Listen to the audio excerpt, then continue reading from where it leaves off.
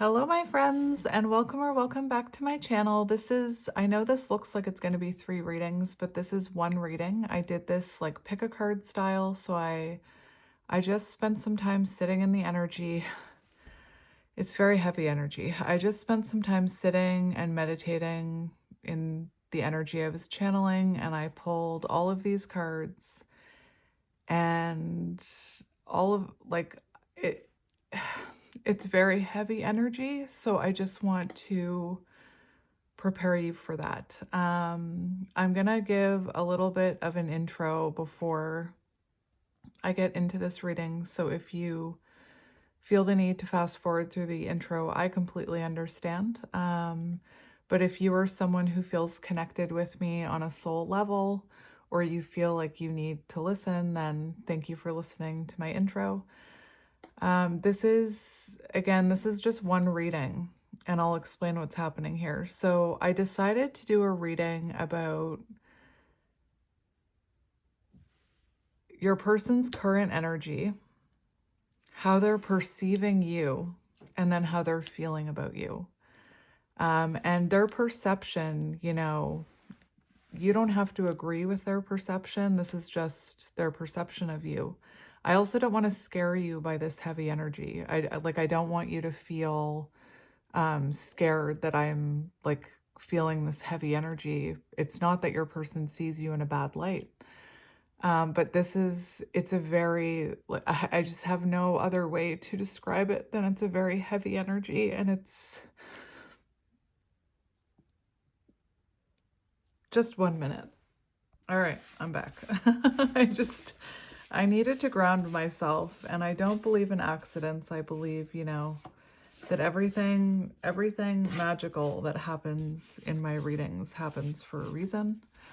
I just became completely overwhelmed by what's happening in this connection, and I stopped to ground myself, and I decided to light some sage. And this has never happened to me before, but I lit some sage, and a little chunk of sage fell off and burned a hole in my table.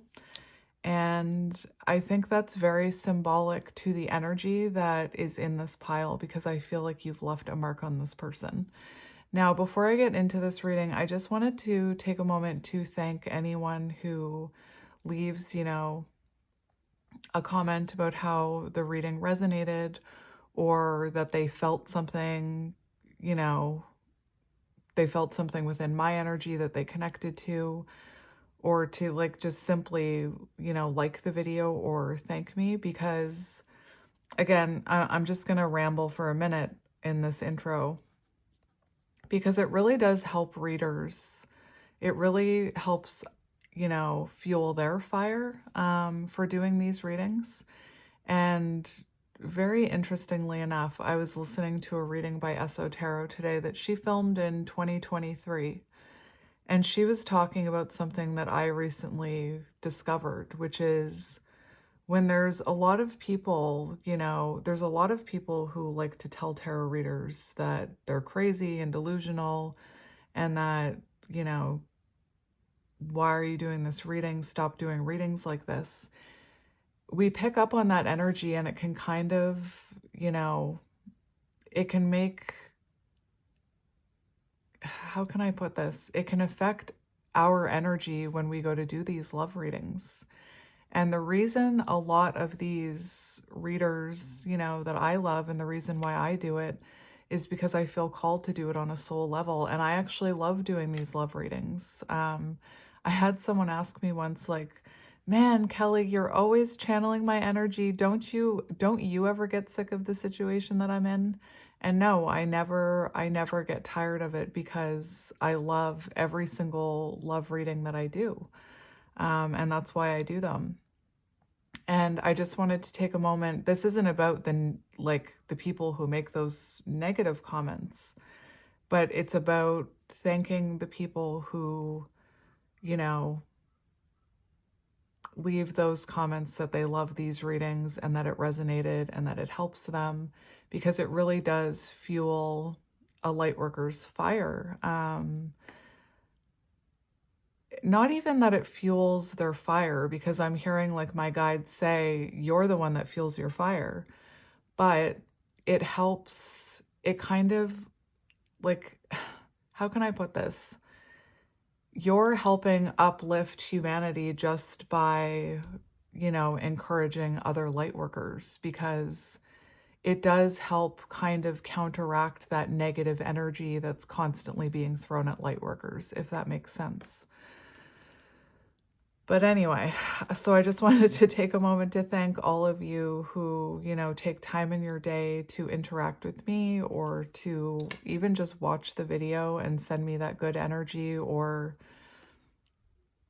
I can't thank you enough, because it does really help counteract that negative energy that's constantly coming in. So thank you for that. And yeah, I may get very, like, I can't make any promises, but I may get emotional during this reading, because I can kind of see who this person is. I have compassion for them, whoever you're dealing with. I'm not a reader where sometimes, like, my protective big sister comes out. Not like I'm not a big sister, but that energy, like sometimes I do get protective of you. And if I see in a reading that someone's mistreating you, I'll say that you deserve better than that mistreatment. But I'm also someone, like, I'm a reader who has a lot of compassion for all walks of life and every situation, because of all the healing I've done and the healing I continue to do. And I was talking to my friend the other day about the movie Jaws, and I said, I've been that way since I was a child. Like, I watched the movie Jaws as a child, and I was super emotional, because as a child, like, my mom used to say, you're such an old soul. But as a child, I watched the movie Jaws, and I felt so much compassion towards that shark. And my mindset was like, but they're going into that shark's territory, and like that shark ruled those waters, and they're going into that shark's territory. Like, I was just like, even as a little kid, I was,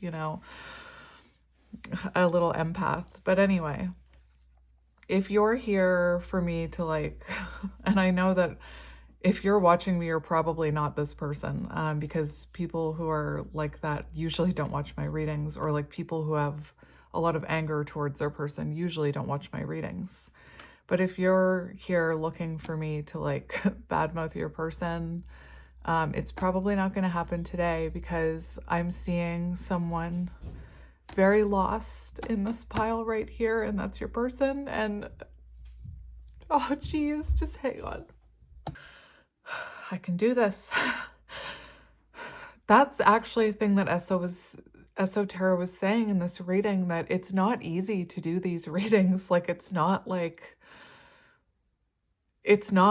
takes a lot out of us to channel these types of energies. So I'm going to try and get through this. It's so interesting, because I was going to do this reading yesterday, and I had all the cards. I hadn't shuffled the cards or like meditated on the energy, but I had picked the decks, and they were all lining up on the edge of my table, which they are right now.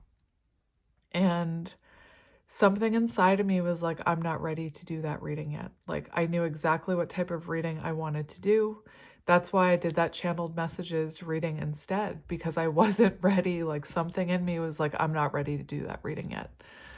But I'm looking like, this is your person's energy. This is, who they are. And I'm looking at someone who's very wounded and very unhappy and very misunderstood. And I almost feel like that's why they attracted you in, because you were meant to show them that there's other ways of living. You were meant to show them that there's a way out of that darkness. And I feel equally emotional for you, because my gosh,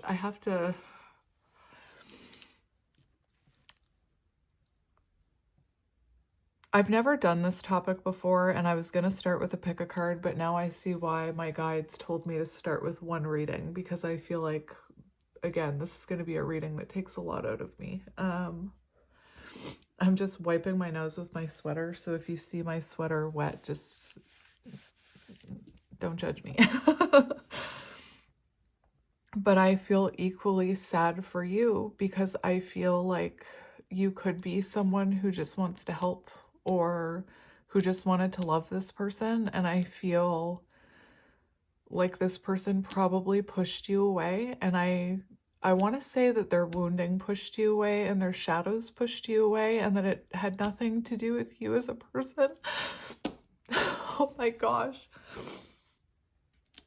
I knew this, like I said, that's why I warned you. This is a very heavy reading. So if your intuition, like sometimes my intuition, just like this reading yesterday, my intuition was like, you're not ready for that right now. So if you feel internally that you're not ready for this message, then, don't watch it. And again, I don't want you to be afraid. I don't want you to be afraid because it's nothing bad. It's a lot of heavy energy. So I guess the best way I can get into this reading is to just start it because I almost feel like your person could be an avoidant because it's almost like I'm avoiding starting this reading. So like I said, this is going to be their energy and their, what's going on in their world, what's going on within their self. This is going to be how they perceive you, and this is going to be how they feel about you. The other thing that I did see was I saw, I think the card that I kept seeing when I was shuffling this deck was the fault line. So this person, this will probably come out later in the reading, but there could have been a lot of projection of shadows within this connection. And what I mean by that is I'm seeing your person as someone who is in a very wounded place. And when we think about, it's making me think of the Devil card in the Panda Tarot, which, thank you for that answer, Spirit. It's making me think of the Devil card in the Panda Tarot that I use, which I'm going to use for your reading now, where it's like this person is a wounded animal and they're misunderstood. They're a bit of a lost soul. They're very much in their darkness. And it's almost like a wounded animal who's stuck in a trap. And, you come across this wounded animal in the woods. Maybe it's a wolf, maybe it's a bear. And I feel like it's funny because this is how they're perceiving you. So I feel like they perceive you quite accurately, if I'm being honest. But I almost am seeing you walking in the woods, coming across this bear or wolf, or I even just heard a shark because I mentioned Jaws. And you just want to help this animal. You just want to move towards it, take the trap, free its leg from the trap. And this animal starts to attack you or bite you. And you're like, I just want to help you. I don't want to hurt you. I just want to help you. That's what this feels like to me. So again, it's very emotional already. I can't promise that will subside as I get into this reading. But let's start with your person's energy. And if you're resonating with this side and that's how you see your person, maybe it's a really good thing that you stumbled upon me. I wish whoever this is the type of soul I wish would stumble upon this kind of content or healing content. But anyway, let me just wipe my eyes before I begin. Deep breath. So let's get into your person's energy.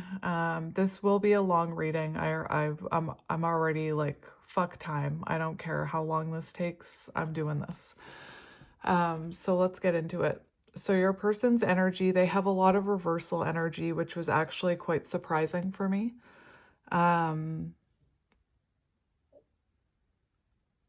you know, maybe the energy that I'm about to describe, you know, your person was in this energy in the past, but you see them coming out of it. It's going to resonate differently for everyone. But they had a lot of reversals come out, which I don't know if I've ever done like a pick a card or a card pull, like pick a card style, where almost every card came out in reverse. But let's just jump right in. It's almost like I'm avoiding it. So I feel like maybe your person avoids looking at their shadows, or they avoid waking up, or healing. But anyway, we have the inner child in reverse. So I actually meant to flip over the animal card first, which I might just do so that I can channel these messages properly. We have the dolphin in reverse, and I almost see you as like a very dolphin. I almost see you as the dolphin in the upright, or your energy. But it's almost like, I feel like there's something in you, in your soul, in your essence, or in your energy that this person longs to be, but is not like, there's like blockages, or there were blockages. With the dolphin in reverse, I do feel like this is someone who's very unhappy. I feel like this is someone who lacks like fulfillment in their life. I feel like this is someone who's lost their way, so to speak. And that could have to do with you. Like, this sadness and this unhappiness could have really been triggered by losing you or pushing you away. If you're with this person, I feel like you've probably overcome a lot of what I'm about to talk about. Like, if you're with this person, for a lot of you, I feel like this person pushed you away. And I feel like maybe, you know, again, I'm seeing that image of you in the woods trying to free this wild animal from a trap, and maybe like you were hurting yourself trying to free them from that trap. Like, I'm seeing someone trying to like free a wolf, for example, and the more you try and get that trap off their leg, the more they're scratching you, the more they're biting you, the more they're attacking you. And so for some of you, this person could have completely pushed you away. And again, society will have us think that someone like this is unlovable, and society, that black and white thinking, will demonize this person. But what I'm seeing again is someone very lost and who has a lot of healing they need to do, and is again really misunderstood. And I think they want to be loved, and I think they want to be happy, and I think they want to heal, but maybe they don't know how. And maybe you were or are a catalyst in that. I can't stop crying. Oh my gosh. Ew. So, with the dolphin in reverse, it does talk about someone who underestimates their own power. So that's what I mean. It feels like this person is almost stuck in victim mentality, or they were. I keep wanting to say, or they were, which makes me feel like for some of you, your person is rising like a phoenix out of this energy. When I was shuffling the animal card for how they perceived you, I did see the unicorn. So magical. I also kept seeing the phoenix. So I do feel like I feel like you're someone who's like a phoenix, or has risen above challenges in your life, or this person has seen you change and transform since they first met you. And I do feel like this person has that within them, but they underestimate themselves with this dolphin in reverse. I do feel like your person is capable of anything they put their mind to, but there is this energy of like wounding or trauma or limiting beliefs that keep them from believing in their own power with the dolphin in reverse. This person could also feel like I just heard something terrible, but like just your person could just not have any. This is kind of triggering.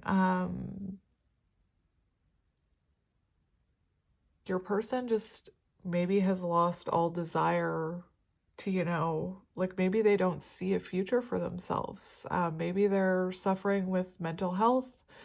Maybe they're depressed. Maybe I just don't see your person as being someone very happy, or they weren't happy when you met them. Because it's just such a sinking feeling that I'm feeling in your person's energy. And I'm already hearing like, if you want to send this person love and light, you can. I do believe that this is someone who needs to pull themselves out of their darkness themselves. And like I said, you can do that by sending them love and light and healing energy. But it's almost like I'm hearing the comparison to an alcoholic, where you can't convince, or like an addict, you can't convince anyone to get sober. You can't force them. You can't bribe them. You can't blackmail them. Like, I'm thinking about intervention where they try and convince somebody to go to rehab, and they'd say, I'll give you this if you go. And in the end, what really made that person on intervention go to treatment was usually when the people they loved put up healthy boundaries. And they said, if you continue down this path, I'm no longer going to show up for you. I'm no longer going to send you money to pay your phone bill. I'm no longer going to pay you rent. And to some people that sounds really harsh, but I understand where those boundaries come from. It's almost like the only way for someone like this to heal and grow. It's interesting that these cards keep trying to turn around. Anyway, I find that interesting that these two cards keep trying to flip into the upright. But it's almost like this person has to save themselves. I feel like you did whatever you could to help them. You did whatever you did to maybe try and convince them. You maybe tried to love them enough. But I feel like in the end, whoever this is needed or needs to pull themselves out of their darkness themselves. This dolphin card talks about innately intelligent, healer, light, blessings. And this is something like the fact that this is in reverse. This is something that your person is capable of. They're capable of, strong healing or spiritual practice. They're capable of these blessings in their life. They're capable of happiness. But they kind of need to pull themselves out of their own darkness. And I think all you can do is be like a beacon of light on your own journey for this person. The fact that we have innately intelligent, I feel like your person is someone very intelligent, but I feel like maybe they don't believe that about themselves, or they don't trust that about themselves. And I can relate to that energy. I get told all the time how smart I am and how intelligent I am. And, oh, Kelly, you're so wise and you're so well spoken. But for a very long time, and some of you saw it on my channel when I first started, and even like last year, I was still kind of in this mindset. I would still put myself down, and I would still say, no, I'm not intelligent, I'm stupid. I'm not smart. Or I'd kind of like make jokes, like sarcastic jokes about how I wasn't smart. And you lovely people who are like a mirror to me, truly, really called me out on that. And I very much appreciate that. For anyone who, I appreciate all of you and I love you so much. And it's become like my favorite part of the day is going into my comment section and interacting with all of you. I know I can't for every single comment. I also spend like 80% of my time deleting those book spams. Oh my gosh. Urgh. I'll get like a bot who has like 40 accounts, and they'll make the same comment. I was lost in my life until I came across this book, and you should get it because it's so hard to find. It's such a like, just be creative about getting your book out there. You don't need to be like that. But anyway, so I really do have compassion for your person because I can see the energy that your person is in. Again, there's a lot of reversals here. So I do feel like they're kind of in distorted energy, or they were. The fact that these cards keep trying to flip into the upright is kind of sending me a message that for some of you, they are pulling themselves out of this energy. And maybe it took you putting up healthy boundaries or detaching or letting them go for it to happen. What else did I want to say?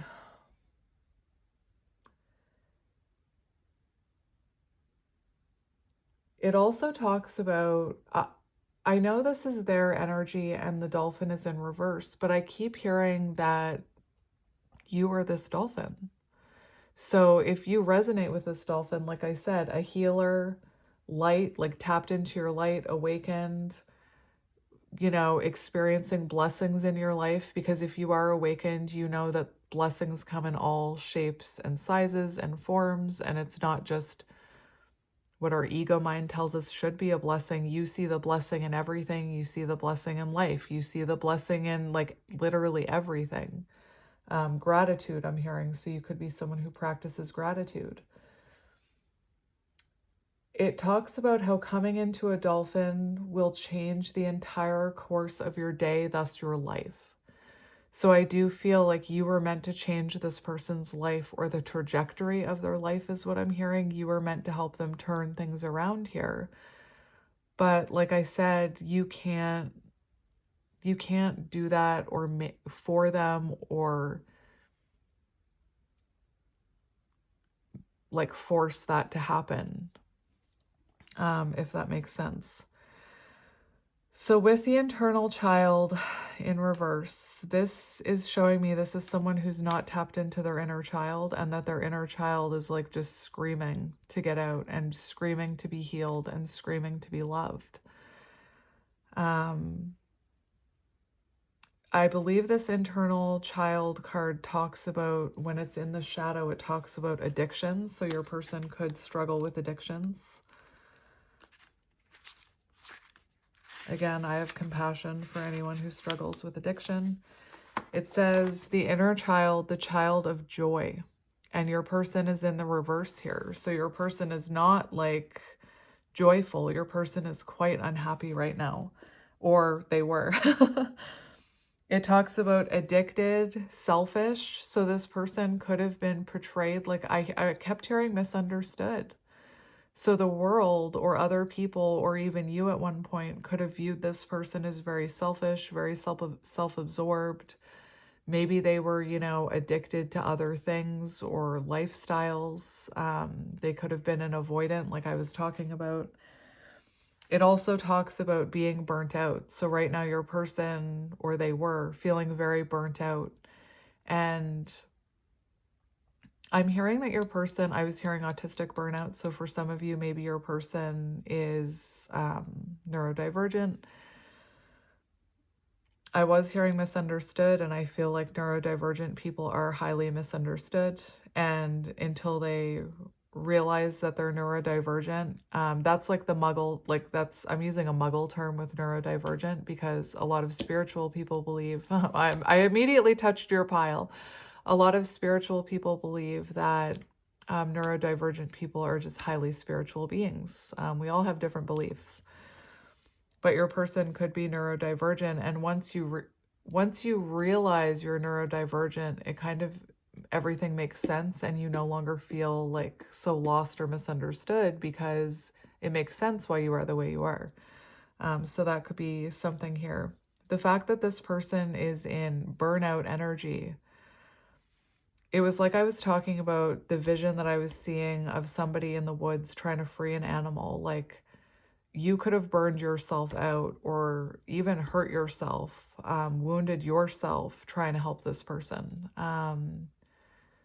Again, I'm getting that energy of Beauty and the Beast, where she's just trying to help his arm. And he's like screaming at her and he's like, why would you do that? And she's like, I'm just trying to help you. Like, I'm just trying to help you. And maybe your person wasn't ready for that help. Maybe they weren't wanting to accept that help. I also feel like for a lot of you, this person saw something within you that triggered them. So maybe you're someone who was healing your inner child, or you're someone who was very happy or positive or, on the healing journey. I feel like there was something about your light that kind of triggered them. And I think that this person saw that as your fault in a way, because I'm thinking about that fault line card. And the fault line talks about blame and projection. And the fact that it was fault line, I was seeing them as kind of saying it was your fault. It was your fault that they, whatever you triggered in them, they could have again, there's something that they see in you that they are capable of, that's within them. But it's almost like they started projecting, if that makes sense. The fault line also talks about walking on eggshells. So this could have been a connection where you felt like you were walking on eggshells at times. If that makes sense. I know that for those of you who know what I'm talking about, that makes complete sense. I'm also hearing, now that I'm saying that, is your person could have grown up in a household where they felt like they were walking on eggshells all the time. And they had to be very careful about how they acted and how they behaved and how emotional they got, in fear of angering their parent, which again, I have a lot of compassion for people who have that experience as a child, because I resonate with that experience. Oh my gosh, this mentions Peter Pan. So Peter Pan could be symbolic. I'm also hearing, now that I'm saying Peter Pan, I'm hearing Lost Boy by Ruth B. I think that's the name. Lost Boy by Ruth B. And then I immediately started hearing Chariot, which, does she sing that as well, or am I imagining that? Anyway, those two songs could be symbolic.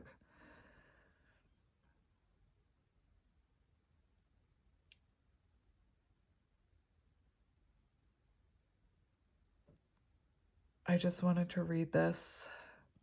Like this says, this inner child reminds us of what is possible and what is magical about this present life. And it's in reverse, which means your person is not seeing what's magical about this life. They're not seeing the beauty in this world. They could be very much stuck in the 3D or stuck in ego, their ego mind, or in that lower vibrational energy.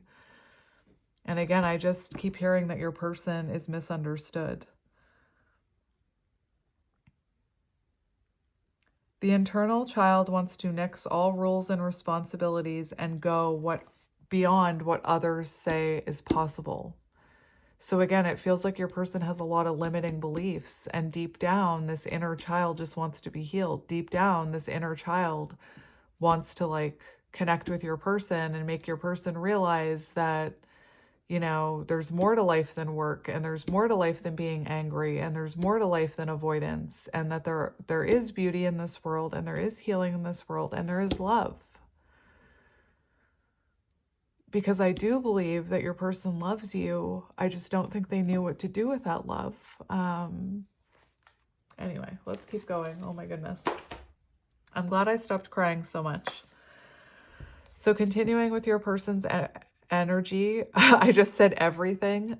Continuing with your person's energy, it says everything you need too soon. And it's number 3, which is Empress energy. And it's in reverse. So it feels like, that's what I mean. It feels like you were everything this person needed in their life, and maybe what they always wanted and envisioned in a partner.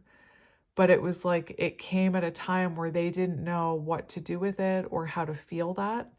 And this card talks about feeling like you're being showered with all this love and, energy, and how intense it can feel. It can almost feel overwhelming. And it did come out in reverse. So it feels like everything you need too soon. So it was like your person didn't know what to do with this. They didn't know what to do with this connection. They didn't know what to do with everything you were triggering within them. They didn't know what to do with what they were feeling. Because like I said, I feel like your inner child was over here with a flashlight, like, come play with me. It's fun over here in the light. Let's play like flashlight tag. And your person's inner child was like, I want to play, I want to play. But it was almost like your person's ego or logical mind or wounding was like, no, you're not allowed to go play. No, you need to stay in the darkness. You're not allowed to have fun. So I just feel like whatever they saw in you was triggering something that is within them that maybe wasn't ready to come out yet. Or maybe, like I'm hearing, you could have been a catalyst in this person's awakening or dark night of the soul. So everything you need too soon in reverse. And there's something very, like, again, I just get there's something very sad about your person's energy and heavy. And like, I'm also hearing lack of confidence, because when we think of the Empress in reverse, I just feel like you triggered your person. Like, I'm going to be honest. You triggered their shadows. You triggered their unhealed child. And again, I just kept hearing their inner child was like, I want to go play with that person. Like, I want to play flashlight tag. I want to be happy. I want to believe in magic. But maybe they weren't ready. So Empress in reverse, red pickup truck, insecurity. Smothering. So the fact that, like, if you look at this card, everything you need too soon, and I'm hearing like your love was all encompassing, or like maybe, because you had all this love and energy that this person was like, they weren't ready for it. It could have felt smothering to them. And again, I'm not saying that you were smothering them with your love. That's not what I'm saying at all. I just feel like that's how they energetically received it. It felt like a lot. It felt really intense. It felt like too much, because I feel like maybe you were meant to like trigger. I'm almost seeing you were meant to trigger like every chakra in your person's energies. So you weren't just meant to trigger their wounding. You were meant to trigger their heart. Like, you were meant to trigger them into love. You were meant to trigger their third eye and their intuition. You were meant to trigger their confidence. It's funny because every time I start feeling emotional, I start touching your pile or how they perceive you. And again, I feel like their perception is correct. So you could have a very like calming presence or a very grounding presence. And maybe this person like misses that. Because I just feel like their world is or was like completely turned upside down after you left. Another thing that Spirit's reminding me is that when I was shuffling your person's card, my container of matches kept toppling over. Like, it happened like 5 or 6 times. So this person, like, you could have been the catalyst for many towers in their life is what I'm hearing. Anyway, forgive me if I keep touching you.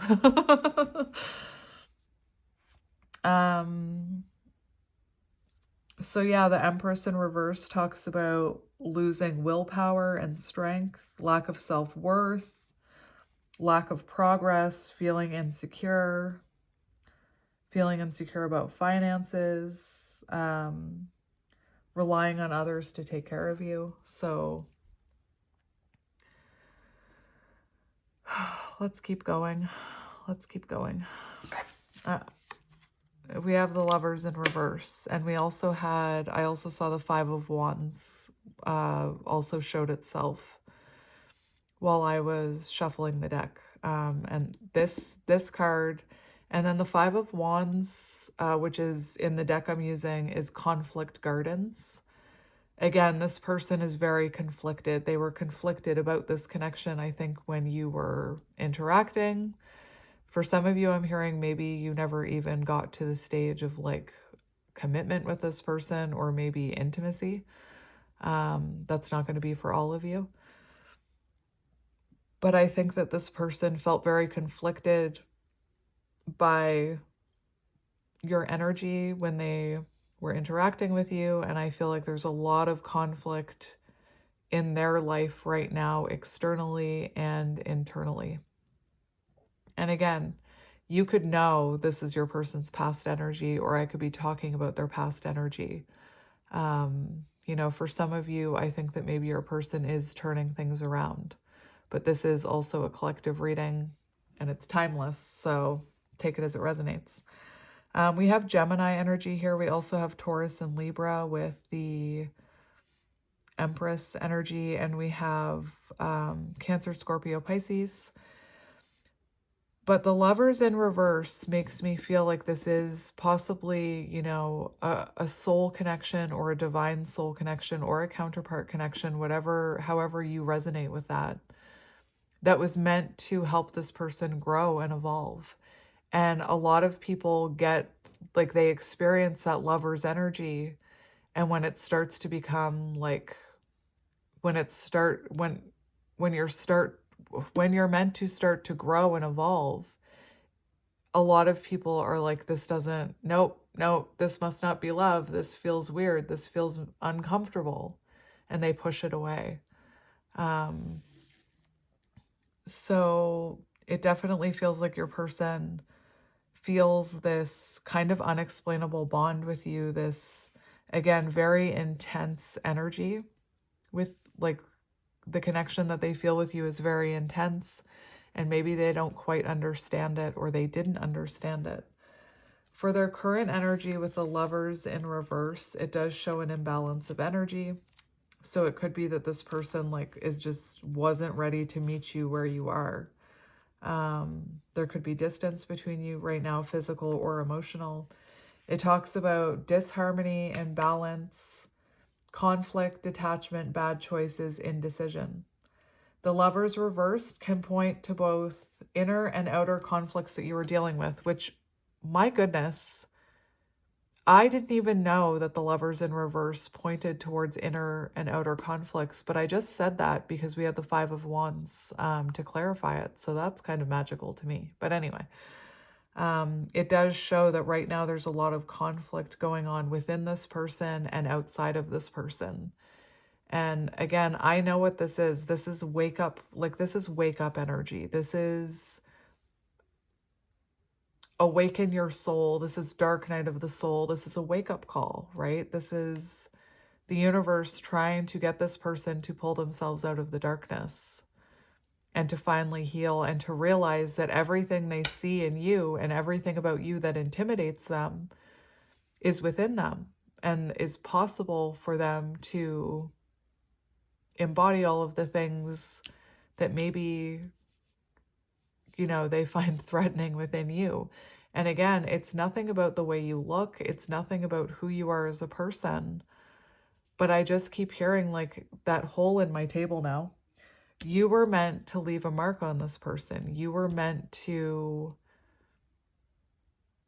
awaken them with your energy and your light. And so I just want you to know that if this person pushed you away or denies this connection or whatever happened between you, it's nothing to do with you as a human or a person, because you're beautiful.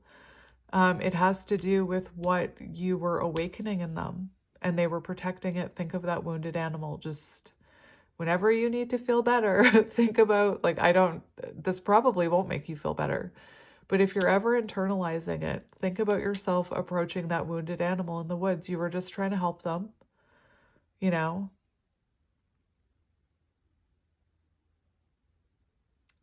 I keep seeing a wolf, so wolves could be symbolic. This also talks about conflicts between colleagues, impulsive financial decisions, not responsible about finances. It also says avoiding responsibilities for your actions. So whoever this is has been avoiding responsibility for their actions, however that resonates to you. That could be in their outer world, like the conflict that's going on in their outer world. That could be with you. That could even be avoiding their own responsibility of healing. Because it's no one else's job to heal us. It's not even our parents' job to heal us. It's our job to heal us. We're the only ones that can heal us. And I used to think, like, I used to blame my parents. I used to be like, it's all your fault. And especially like at the start of my healing journey, like I wanted to, like, I really did see it as all of my parents' fault. But my parents were wounded too, are wounded. And in the end, it was on me to heal myself, or to, no one's ever fully healed. It was on me to start healing myself and to take responsibility for my own wounding and my own, like how that made me show up in my life and how that made me treat myself. So the fact that we have this here, somebody's avoiding responsibility for their own actions, somebody's, or has been. Again, for some of you, like I keep getting this message that for some of you, you're listening to this and you're like, whoa, that was my person like a year ago or 10 years ago or something. So please only take it as it resonates. And when someone is unwilling to take responsibility for their own actions, they are labeled. They're villainized. When really their inability to take responsibility for their own actions actually comes from a place of wounding. It comes from a place of like fragmentation of the soul is what I'm hearing. I actually just want to see, I'm just going to pause it. I'm just going to pause it while I look for this. All right, so I just took a moment to go through this entire book here that is connected to that sacred wounding deck that I used to see if there was like a lack of accountability wound. There's not, but there's a reason I looked in that book, and Spirit drew my attention to the inner child wound. And this is what I mean. Like a lot of people villainize people for the way they behave. And, they give them these nice little labels. Like, I don't even want to say the labels. When really some of these behaviors come from an inner child wound. And again, it's not your job to heal this person's inner childhood wound. It's their responsibility. But this could be someone who does have, like, the fact that we have the internal child here in reverse shows me that this is someone who has a lot of inner childhood wounding. So I just want to, if you're not familiar with what inner childhood wounding does or is, which I doubt, because the way that I'm seeing you, you are someone on the healing journey. But maybe there's some information that will be new to you in what I'm about to read. The child who is not embraced by the village will burn it down to feel its warmth. And that's exactly what I mean. Like maybe your person has never experienced love like this. And when they finally got it, they burnt it to the ground. They didn't know what to do with it. They didn't know how to hold space for it. The inner child wound is a silent ache of unmet needs, the lingering echo of a childhood where love, safety, and validation may have been conditional or absent entirely. And if I tear up, you've been warned. It is a part of you that still longs to be seen, still craves for the acceptance that was once withheld, still wonders if love must always be earned. This wound manifests in patterns of people-pleasing, fear of rejection, emotional reactivity, or a deep sense of not belonging. It whispers that your worth is fragile, that your emotions are burdensome. I can already hear that you are resonating with some of what I'm saying. That to be loved, you must not take up too much space, and so you shrink, you suppress, you learn to meet others' needs before your own, hoping that one day it'll be enough to finally feel whole. But healing the inner child wound is not about waiting for someone else to finally give you the love you never received. It is about becoming the person your younger self needed. It is about holding yourself in the ways that you were never held, speaking the words of reassurance that no one ever said, and allowing yourself to feel, to express, to exist without apology. When you embrace your inner child, you stop waiting for the world to validate you and start realizing that the love, the safety, the belonging you seek has always been within you, waiting for you to return home. So some questions you can ask yourself. What is my earliest memory of feeling unsafe, unseen, or unworthy? How did my caregivers respond to my emotions, and how does that shape the way I express my feelings now? Do I struggle to play, be spontaneous, or engage in activities without a productive outcome? What childhood needs went unmet, and how would those wounds show up in my adult relationships? When do I feel most emotionally vulnerable, and how do I typically respond? Do I allow myself to express my needs without guilt or fear of rejection? What brings me pure childlike joy, and how often do I engage in it? If I could speak to my inner child, what would they need to hear from me today? Have I ever dismissed my childhood pain by comparing it to others who had it worse? How can I nurture my inner child today in a way that feels safe and healing? So the inner child wound, I'm just going to explain because I'm already hearing reversal for your person, but let's just read this. A deep and unresolved emotional imprint from childhood, often formed through unmet needs, neglect, trauma, or loss of innocence. This wound manifests as patterns of self-sabotage, difficulty with trust, or a persistent sense of emptiness that no amount of external success can fill. There may be an internalized belief that puppies. There may be an internalized belief that love, joy, or safety must be earned, leading to cycles of overachievement, people-pleasing, or emotional withdrawal. Or dogs barking. Some may experience hypersensitivity to rejection, struggling with self-worth when faced with, oh my gosh, just hang on. Some may experience hypersensitivity to rejection, struggling with self-worth when faced with criticism or perceived abandonment. Others may have difficulty setting boundaries, fearing that expressing personal needs will lead to punishment or rejection. Emotionally, this wound can create patterns of shame, longing for parental approval, or struggling to feel good enough. Physically, it may manifest as digestive issues, stored emotional trauma, tension in the chest, fear of expressing needs, or a deep sense of exhaustion from carrying past wounds. Over time, an unhealed inner child wound can result in difficulty forming secure relationships, avoiding vulnerability, or suppressing authentic joy. Watch for patterns of emotional regression, repeating childhood coping mechanisms, or feeling disconnected from playfulness and spontaneity. And then the reversal, which I already feel is your person. Suppressing the inner child wound by either rejecting all childlike qualities, becoming overly serious, rigid, or hyper-independent, or by avoiding responsibilities and clinging to childish patterns of behavior. Instead of addressing the pain, some may dismiss their childhood experiences, convincing themselves it wasn't that bad, while unknowingly replicating the same wounds in their adult life. This can manifest as rejecting joy, and I'm already hearing rejecting love, struggling with emotional intimacy, or being highly critical of oneself for needing love and support. Others may go in the opposite direction, avoiding maturity by refusing to take accountability, expecting others to rescue them. Everything that's coming out in your person's energy. Or engaging in escapist behaviors to avoid emotional pain. Some may suppress this wound by externalizing it, caring for others' needs as a way of tending to their own inner child. Watch for patterns of emotional detachment, difficulty accessing genuine joy, the dolphin in reverse, or seeing vulnerability as a weakness, maybe you.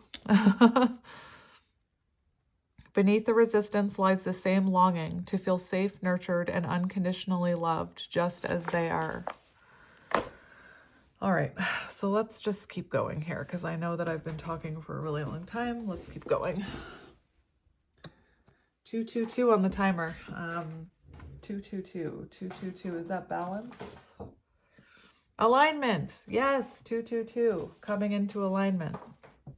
That's a really good sign as I'm going out of your person's energy that I saw 222, because it does show them, moving into alignment or turning this energy around, which I like to see. So we're going to see how they're perceiving you, and you have an extra card. So let's start with the animal card. We have the owl, and I also saw the unicorn and the phoenix for how they're perceiving you or how they see you. So they are seeing you as someone that's transformed and who has risen above challenges in your life and overcome, maybe some of your own childhood wounding. And like I said, in the 3D, that may look like them, pushing you away or being triggered by you. But in what's really happening is that they're seeing something in you that's within them that wants to get out, if that makes sense. For how they're perceiving you, you could be being very quiet with them right now with this owl, and this gives me High Priestess energy. They are seeing you as someone very intuitive, possibly even clairvoyant, if they understand what that is. You could be a psychic or you could be a light worker. And if you aren't, that could be in the cards for you. No pun intended. That could be in the cards for you because your energy, I'll get to your energy. It's funny how this is how they perceive you. So for some of you, you may already be doing like some sort of healing or light work. Or this person, the fact that this is how they're perceiving you, they could be making that connection that, wait a minute, this person, all they did was actually trigger my own wounding. All they did was like,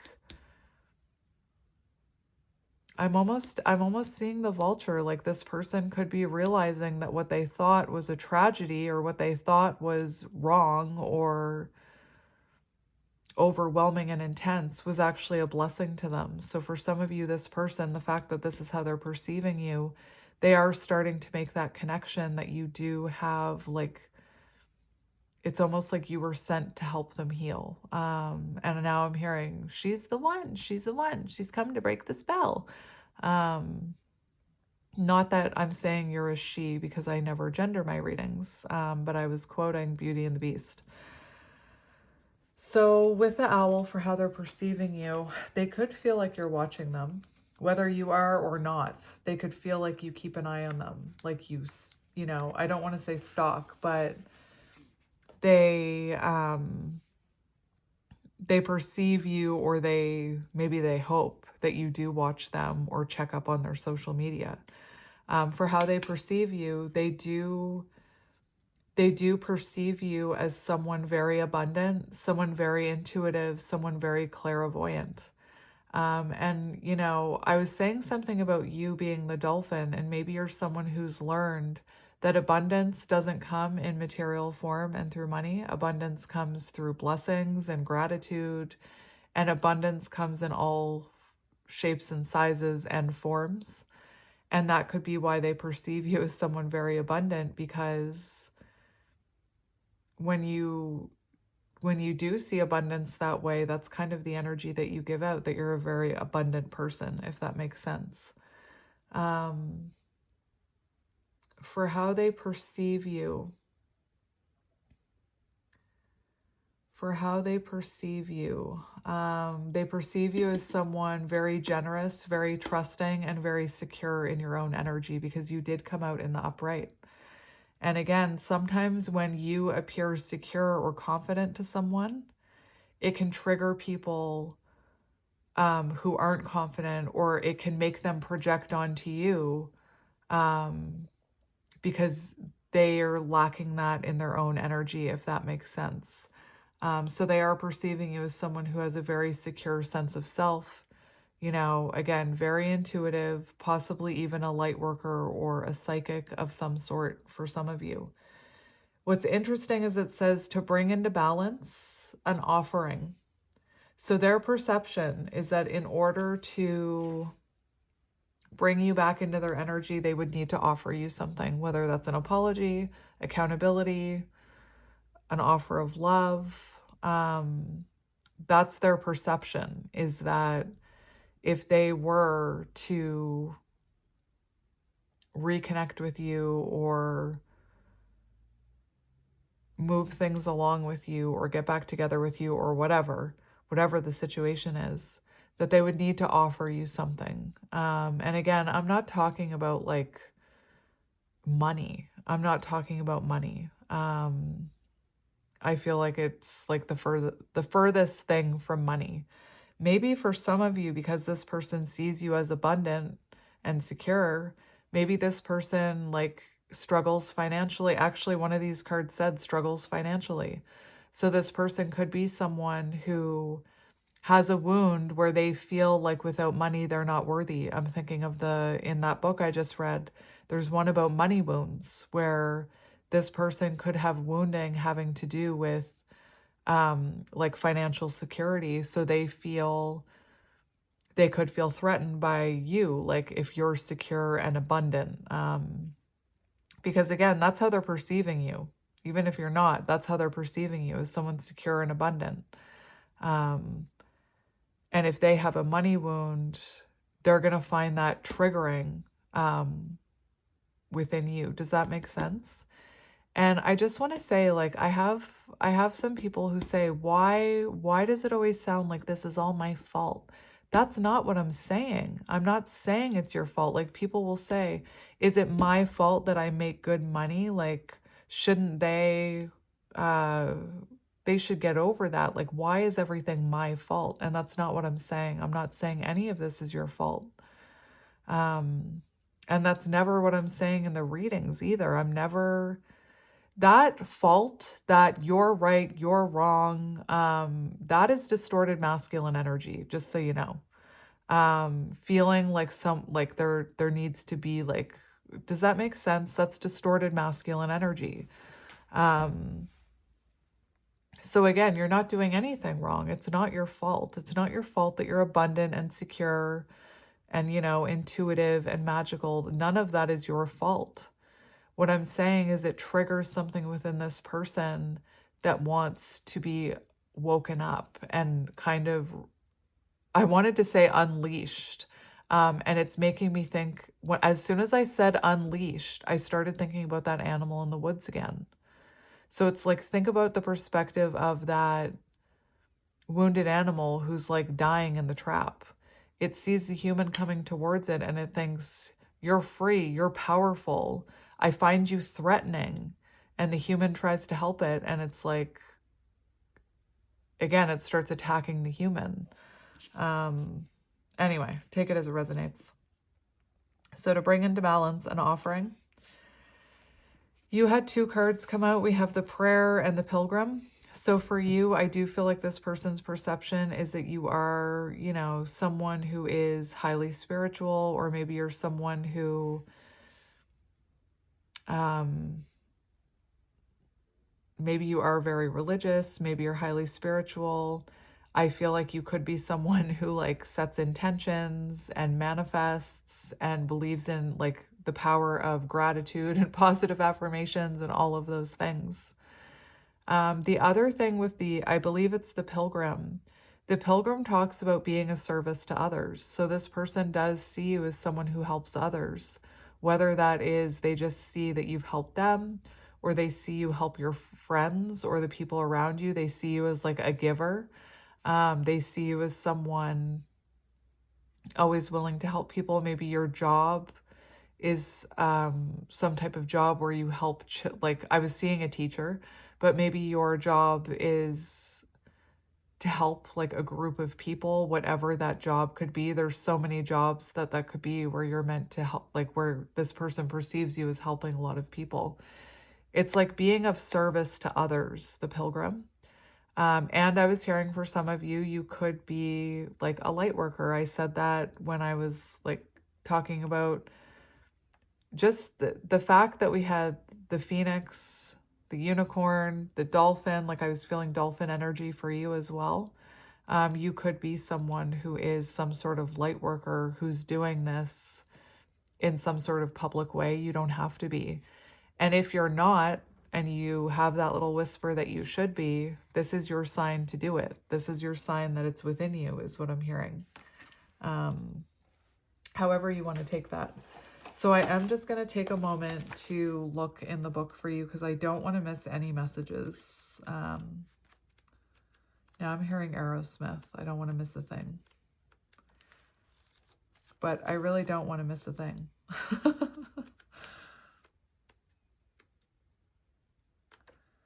Oh, well, I should just keep this. I should just keep this bookmarked.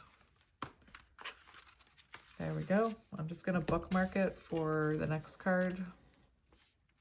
The prayer, the worship, the reverence, the homage. And it talks about being in a state of prayer. So this person could see you. Prayer leads us beyond our ego as we move from our little story to the big one. So this person, you know,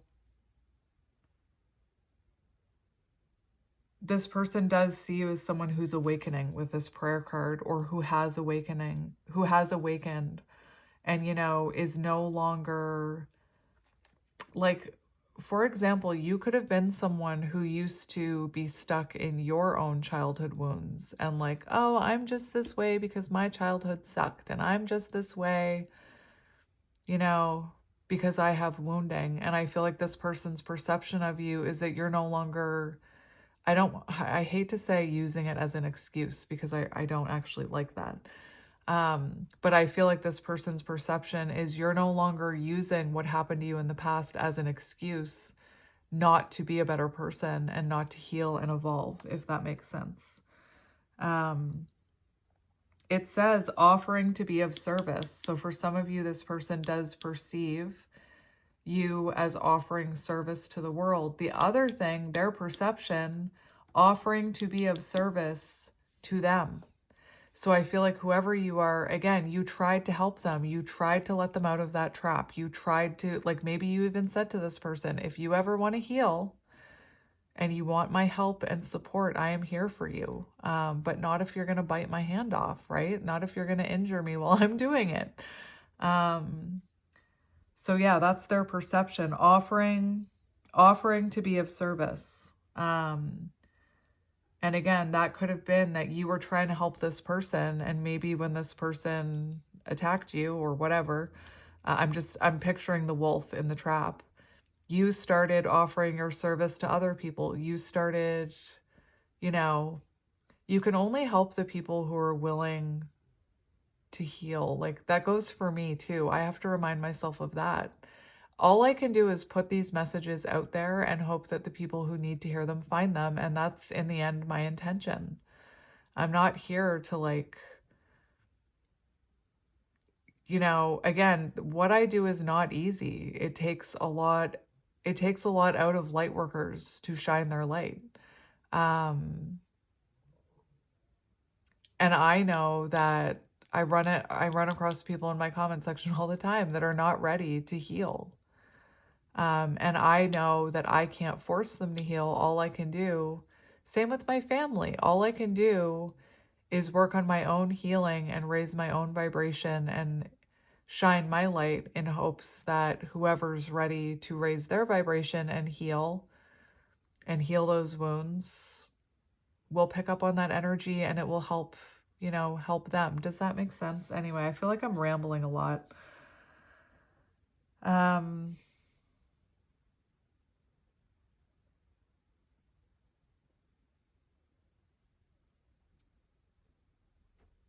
This person's perception could also be like, if you have a telepathic connection with this person, I haven't mentioned counterparts very much in this reading, but clearly you could be a counterpart.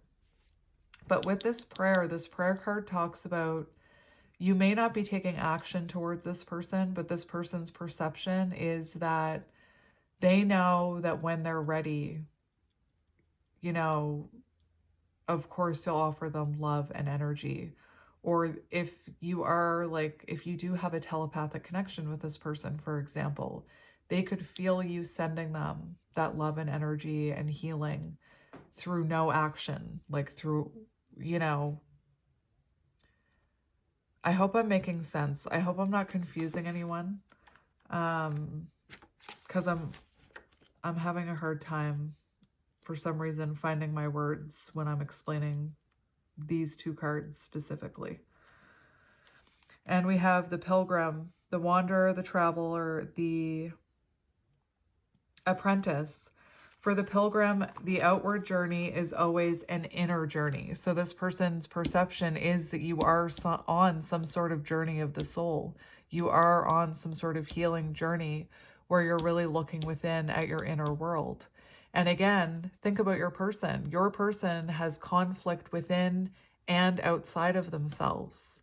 So they would find you being on an inner journey, healing that conflict Their ego would find that threatening. Does that make sense? Like, again, I'm talking about energy, which could be confusing for some people.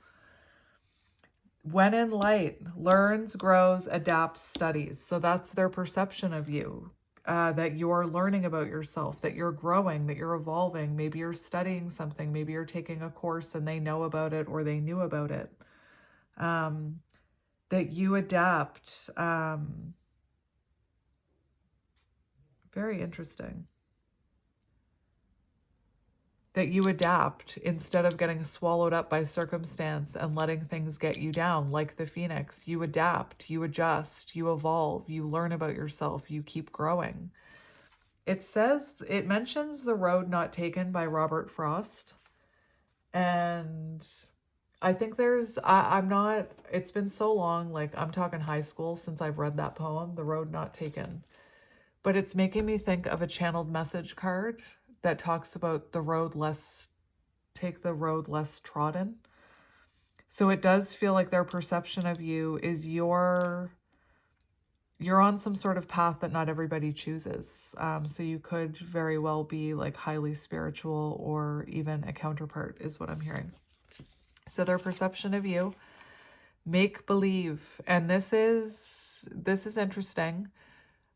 Because when this card first came out, the first thought that came to my mind was delusional. And that's not what this card is about. So maybe like this person, I do feel like their perception is you do believe in magical things, right? You do believe in spirituality. You do believe in signs and synchronicities. You do believe that there's more going on than meets the eye, or there's more, like I'm hearing the Matrix, like you've cracked the Matrix. But this person's perception of you is that you do believe in some of those magical things. And maybe their perception is that you make other people believe in those things. Or that's what it triggered within them. You made them want to believe.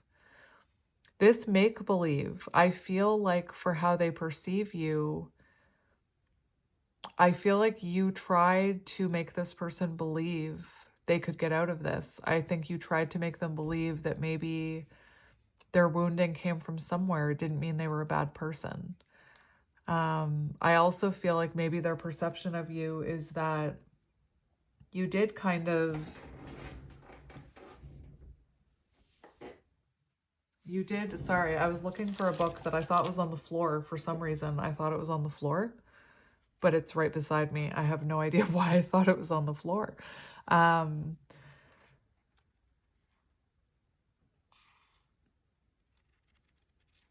What else am I hearing? There's something very interesting about this cloud and oh my gosh. Holy smokes. Everything you need too soon. The star, healing. And then over here, this is 17, which is the star energy, which is about healing. And I just noticed, like, I was just called to the similarities of this card. Look at that. That's crazy pants. The clouds, eyes closed, eyes open. Holy cow. I'm a little blown away by that synchronicity, and I didn't even notice it earlier. And now I hear a crow cawing outside. Anyway, what am I trying to say here? So this person's perception of you, you made them believe that everything they needed is possible. And again, maybe for some of you, it was too soon for them. It was meant to activate them. It wasn't meant to... Like, I don't think you were meant to meet this person and come directly into union. I feel like you met this person because you were meant to trigger them. And I do feel like there's something about their inner child saw your inner child, their dark, wounded inner child, saw your inner child like playing flashlight tag. And they were like, I want to play. But then when they got there, they were like, whoa, I'm not ready to play flashlight tag. This is scary. This is intense. Like, this is making my heart beat really fast and it's giving me anxiety and I'm not ready to play this game. Does that make sense? That's the message that's coming through from my guides. Imagine if this was a pick a card, how long it would be. Oh my goodness. So you have the choice to live in a life imaginary. Your daily life can be extraordinary when you change your perspective. So this is how they perceive you, that you've changed your perspective and now your life is amazing, rather than being in that limited way of thinking. And that I'm seeing the whale slips into the old story of, well, my life just sucks because my parents mistreated me and my life will always suck. It's happened since, I was destined for bad things to happen to me. It's been happening to me since I was a kid. They see you as someone who's completely changed your perspective and transformed your life and made your life extraordinary, even though maybe you didn't come from extraordinary circumstances. Pretending, playing make-believe is the first step to making those drifty daydreams into a reality. And this makes me think, remember I said the first thing I heard was delusional. I said in a reading the other day that people who believe in the law of assumption saying being delusional is key. It's a key to manifestation. And that's kind of what this card is saying, that pretending, playing make-believe, being delusional is the first steps to making your dreams a reality. Anyway, you get to choose. Right now, this card beckons you to step through life with wiggly, light, giggling.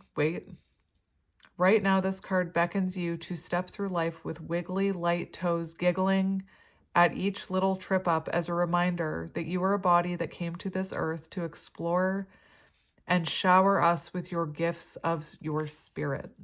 And that's their perception of you. So it feels like you beckon this person to awaken. You're beckoning this person to, believe in magic, and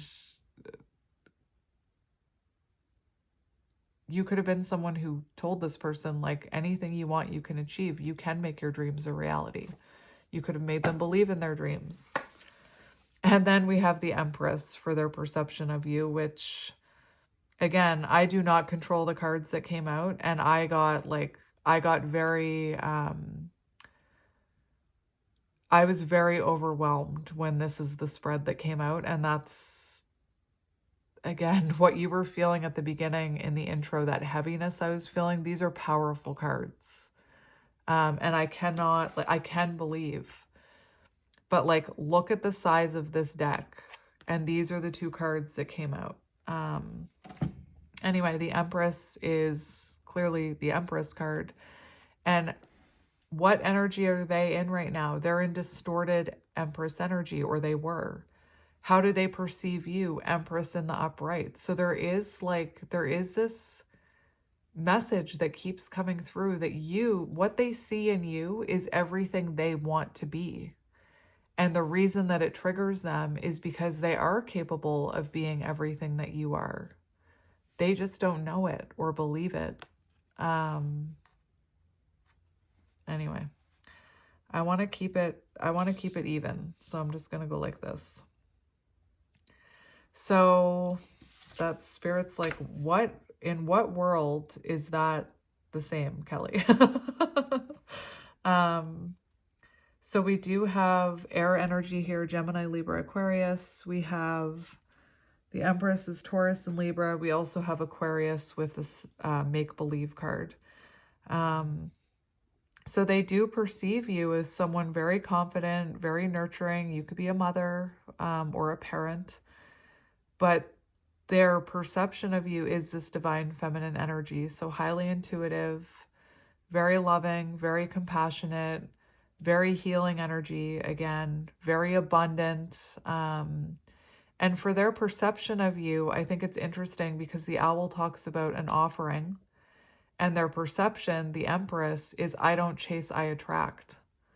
So their perception of you, again, is that if they want to talk to you, or if they want to be with you, or if they want to take this connection to the next level, like if you are talking to this person, is that they need to come to you, or they need to offer you something, if that makes sense.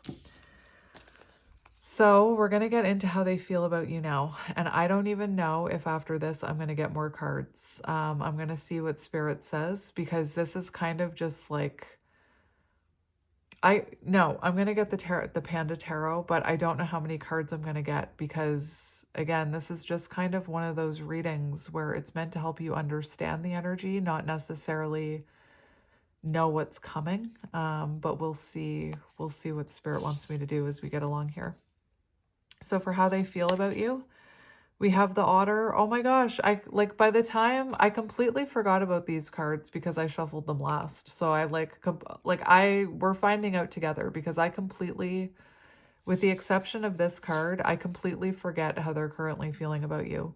So the Otter is exactly the energy I was talking about, where it's almost like their little inner child is like, I want to do that. Like, they're very curious about you. They're very curious about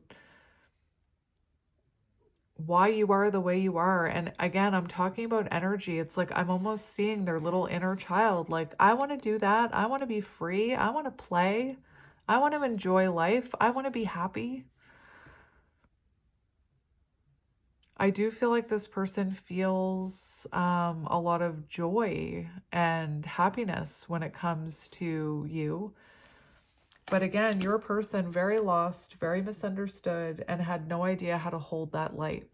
And Spirit was just giving me a memory of when I think I was 12, and my parents left me home alone. And I wanted to light a sparkler. I don't know why I thought that was a good idea. You know, sometimes my parents would like let us hold sparklers on like New Year's or on birthdays. It was like a special, like it only ever happened on a special occasion.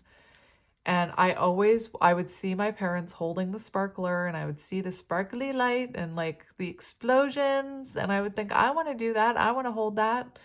And year after year, they would say, you can try.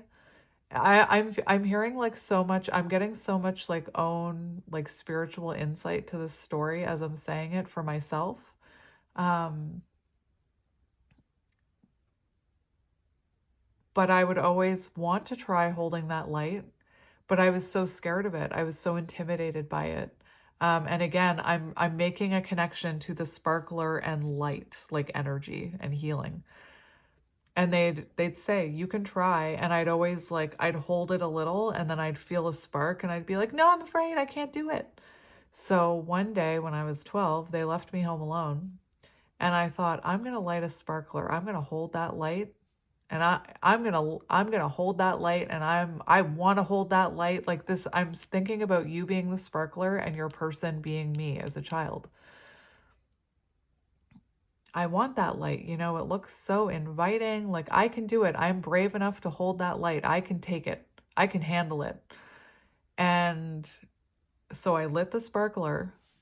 And there's something about fire in this reading, because remember, I burned a hole in my table during this reading. That's interesting. It's almost like Spirit wanted me to tell this story. So I lit the sparkler, and I was holding the sparkler, and I could not take it. I could not handle that sparkler. I was not ready. I was not ready. It was everything that I needed too soon. And the minute that I felt like 5 sparks hit my hand, I dropped the sparkler, and it landed on my kitchen floor and burnt a hole in the flooring. And then, because I had wounding and because I was afraid of what would happen to me, I lied, and I said, I have no idea how that hole got there. And again, I'm like making a connection to your person right now. I was like, I have no idea how that, like, nope, no, I refuse to take accountability for this burnt hole in the kitchen floor, even though I was the only one at home. And I made up this dramatic story about how I just walked into the kitchen and the floor was on fire. And my cat almost went in the fire, but I saved I saved my cat's life. Aren't you happy that I saved the cat's life from the mysterious fire? And I like refused to take accountability. And of course, my parents knew that it was me. And as much as hard of a childhood as I had, in this moment, I'm actually quite moved, because in that moment where I lived a life where my parents would always I was always punished and I was always reprimanded and there was other things that happened. In that moment, they knew I was lying. And instead of punishing me like they normally did, in that moment, they wanted me. There's so much meaning to this story. For the people who tell me that this is boring, goodbye. There's so much spiritual significance that has to do with your person in this story that I'm telling. So instead of punishing me, and I'm talking about again, I'm connecting you with the sparkler and almost my parents in this story. But instead of reprimanding me and punishing me, they just they said to themselves, she's going to realize that we know she's lying. She's going to realize that that fire didn't just magically happen. And I know that she's going to do the right thing and she's going to take accountability. And it took me all day. All day I lived in this fantasy world of, nope, just spontaneous fire and I saved the cat's life and I'm the hero. And then in the evening, because they let me come to that conclusion myself and they let me have that realization myself, I went to them in the evening and I admitted that it was me, that I lit a sparkler and I burned a hole in the kitchen floor. And I just telling that story, it reminds me again, I didn't have the happiest childhood, but I'm almost getting emotional thinking about how my parents treated that situation, because they could have punished me. They could have hurt me the ways that they used to, or they did in future days after that. But in that moment, looking back, I really loved the way they handled it, because they let me come to that conclusion myself. And that's kind of the energy. I feel like your person needs to come to that energy themselves. And I have no idea why Spirit reminded me of that. I haven't thought about that in so long.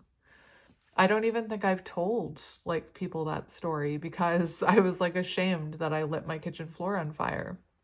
So that's not a story that I would tell a lot of people. But that's kind of how I see your person. It's you're the sparkler. They want to play with the sparkler. They want to hold the sparkler, but they don't know how to hold that light. And it triggers them and it scares them. This reading I knew it was going to be a doozy. I knew it.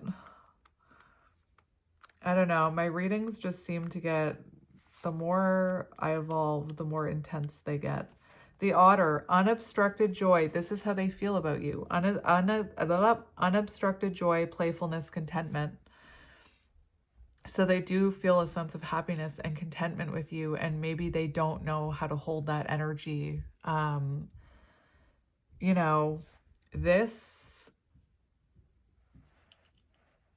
Someone who grows up in chaos doesn't know what to do when things aren't chaotic. So they recreate chaos subconsciously. It comes from a subconscious place. And again, that's why I don't believe we should be villainizing people for that. We should just be showing them compassion and understanding.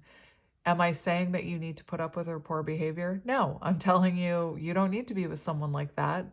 But we also don't need to villainize them, if that makes sense. So for how they feel about you, we have full of love and needs nothing. That's you. Full of love, needs nothing. Maybe you even said to this person, you don't need to give me money. You don't need to be perfect. You don't need to give me this. You don't need to give me that. I just want to love you, So this person feels you're someone that's full of love. And again, for someone, I'm hearing for someone with childhood wounding, it's almost like they have a hard time trusting that. It's almost like, what do you mean you don't want anything from me? I don't trust that. What do you want? You must want something. Are you trying to manipulate me? That type of energy. I do feel like this person feels, oh my gosh, The otter represents absolute bliss. The otter energy is the playfulness of a child available to us at any age. They have a giddiness and a reverence for life itself without the presence of doubt, worry, or skepticism. So if that's you, because that's how they feel about you, as someone who triggers people embodying that energy, that can trigger people. Especially someone who is full of skepticism and full of doubt and full of worry. And again, it's almost like I see this person's inner child like kind of standing up like this otter. Like, I want to be like that. I want to be like that. I wish I was more like that. But again, it could have really triggered this person. And look, I completely forgot about these cards. We have the Scorpion. So this person does feel like you triggered them. And now it's reminding me of that sparkler story I told. Like, I wanted to play with the sparkler. I wanted to hold that light. But then when I got burned, you know, I got burned. So for how they're feeling about you with the Scorpio, I do feel like you triggered this person. They feel like you triggered them. And maybe they're making that connection that you triggered inner childhood wounds. I kind of like, Spirit, if you could just push this video into this person's algorithm, we would really appreciate it. Like, just please, Spirit. If you could just make this reading fall upon this person's algorithm on YouTube, and then just, if you could just get their higher self to give them a little push, a little curiosity. Oh, maybe I'll click on that. What is that? What is that weird looking thing? Is that a tarot reading? Maybe I'll click on that. Can we just, please, Spirit, just a little bit?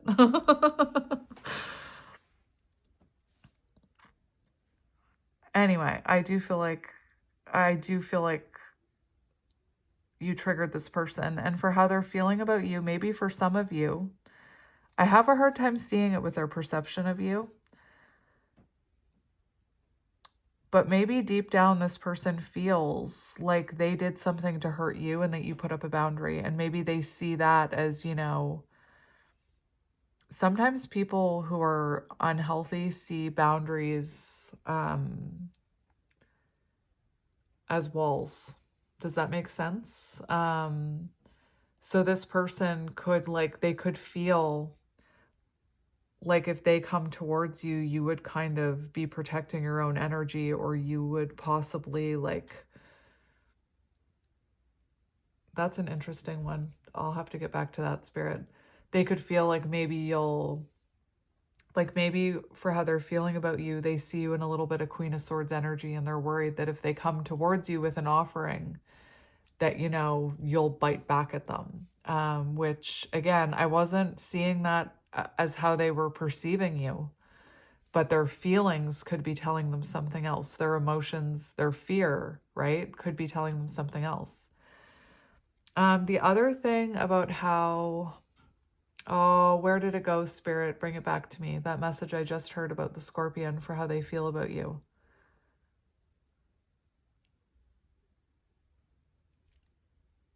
It didn't come back, so it must not be meant to be. Let me look in the book. We have fire and water there. So this person clearly feels a lot of emotion for you with water. And with fire, like perhaps a spiritual contract. Why did I say that? You must have a spiritual contract with this person, which doesn't surprise me. Unresolved issue from the past. So they could feel like, even though, that's what I meant about that boundary, like they feel like there is some sort of unresolved issue in the past that you're still upset about. And maybe that's the truth, right? Like maybe you're sitting here saying, I am, because there was something in this energy that talked about an apology and taking accountability. So I can completely understand why this person would be looking at you like, if they're feeling like they need to apologize, then they feel like there's something you're still mad at them about that they did in the past. And maybe, you know, I don't know if you're still mad at them or not, but that's how they're feeling. Then we have the kiss. And now I'm hearing Mr. Brightside. It started out with a kiss. How did it end up like this? It was only a kiss. It was only a kiss. So maybe this person, like for how they're feeling about you, it could be that this person thought that they could move on from you. Like it was only a kiss. It was only like a brief moment in time. Why can't I move on? How did it end up like this, right? I'm going to get the book for that card. And we have apocalypsis for how they're feeling about you. So green, blue eyes could be symbolic, or like gray eyes. I also feel like that's an eye of a wolf, if I'm being honest, but don't quote me on that. So again, this is how they're feeling about you. So with the kiss, that's a very intense energy. Very intense. And that's the one I did. That's the one I did bookmark. Maybe your person is an earth sign because I bookmarked it with the King of Pentacles. Before a first kiss, the air is electrified. Each breath is alive with possibility and magic. What will their lips be like? Their tongue? Do they want me in return? The archetypal energy of the kiss is a heightened sensation of merging with other, of letting in what moments ago was separate to become one. And now I'm hearing, is it Spice Girls? To become one? Oh my goodness. It is risky but beautiful. These moments forever change us as we move past the solitary self, your person, the solitary self towards union and acceptance. This card suggests true intimacy is around the corner, which requires bravery and surrender. When the kiss takes a non-human form, it may be experienced as touching the sacred, hearing a whisper, or being graced by a divine being. You will recognize the presence of the kiss by cold chills and an awakening of the heart. And I believe I mentioned something about how you were meant to help this person's heart awaken. Somewhere in this reading, that's the message I was getting. So for how they feel about you, when they're seeing you in light, or when they're seeing you from a place of like light energy, they feel you're like the merging of souls. They feel like you're very inviting.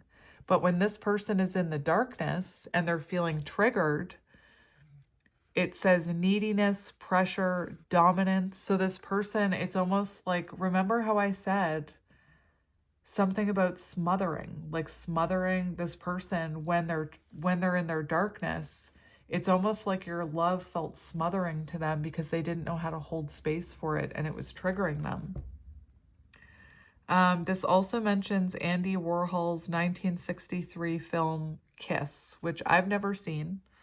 If you've seen it, maybe you could tell me how it is or what's it about. Or whatever you feel called to tell me about that movie. Or maybe the year 1963 is symbolic. Listen, for how they feel about you, apocalypsis, is that how you say it? Removing the veil of deception. So I do feel like you saw through this person, which makes sense because their perception of you was the owl. And it does talk about a painful time. The first is lifting the veil. This means truths that have been kept in the dark are revealed, seen, and unearthed. No matter how relieving it is to witness them come into light, an element of despair and grief follows. So yeah, this person feels like you triggered some of their deepest wounding. And it, again, that's uncomfortable. And it can make people like push away and avoid.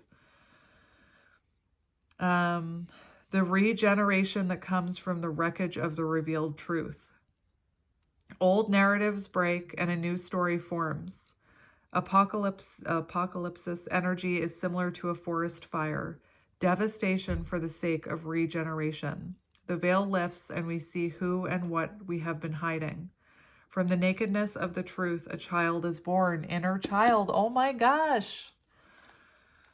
Have faith in the process. Hold on to your center. That is the only way.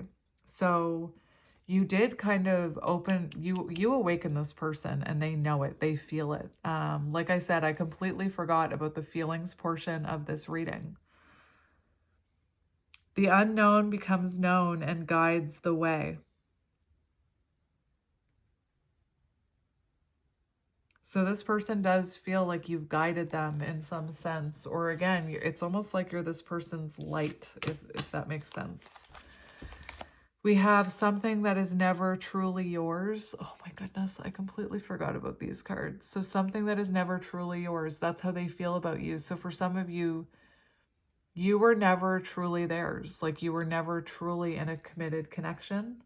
And maybe this person, like, now that I remember what's happening here, your person has a lot of insecurity and lack of self-esteem when it comes to you, especially based on how they're perceiving you. Something that is never truly yours. So this person almost feels like they're not worthy of you.